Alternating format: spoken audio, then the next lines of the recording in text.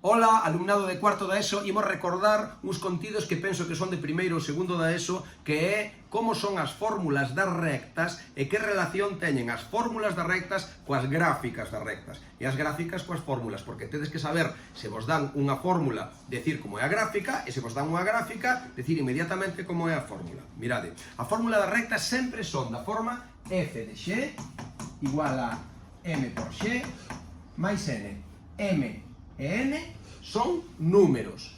M é a pendente, e indica a inclinación da recta.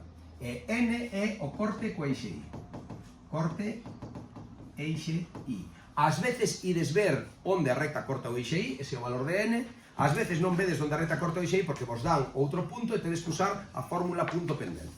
Ben, que significa a pendente? É moi importante que o entendades ben. A pendente, por un lado, ten un signo. Se a pendente é positiva, a recta é crecente, vai de baixo a arriba. E se a pendente é negativa, a recta é decrecente, vai de arriba a baixo. Tamén é certo que canto máis valga n, máis inclinada está a recta. De tal maneira que se eu detecto dous puntos polos que pasa a recta, e dibuixo un escalón horizontal e vertical, o alto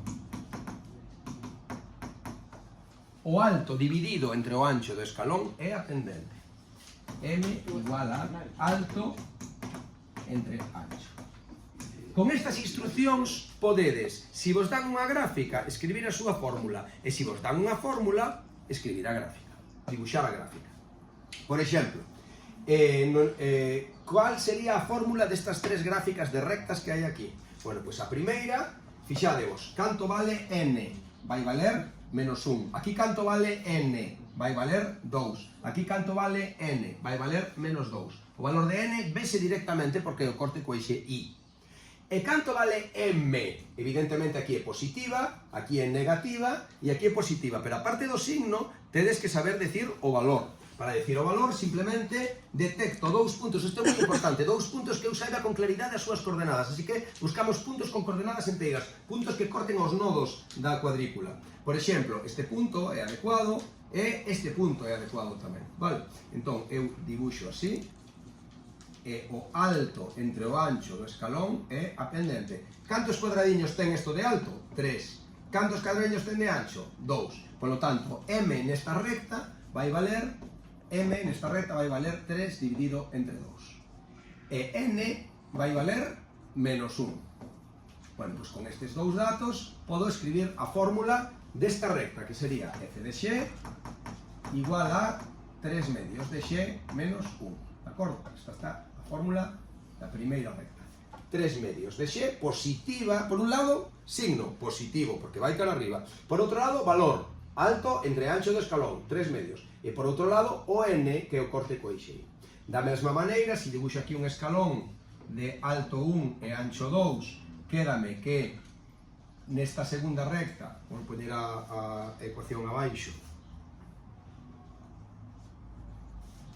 nesta segunda recta, m vale menos 1 medio, e n vale 2, e polo tanto a fórmula desta segunda recta é f de x igual a menos 1 medio de x máis 2. De acordo?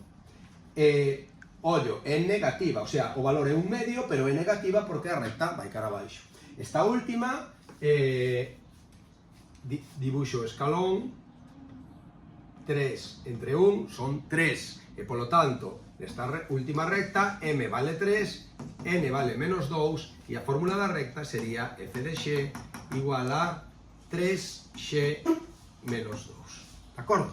Ben, que pasa se o que me dan é a fórmula e me piden que represente a recta? Pois mirade, que fácil. O número que está só o menos 3 daquela corta no menos 3. Pendente 2, quere decir que se dibuixo un escalón de ancho 1, o alto será 2. E polo tanto, esta recta ven así. Bueno, esta recta viría así. Esta recta corta o eixe y no 2 e ten pendente menos 1. Pendente menos 1 quere decir que se dibuixo un escalón de ancho 1, alto 1, vale?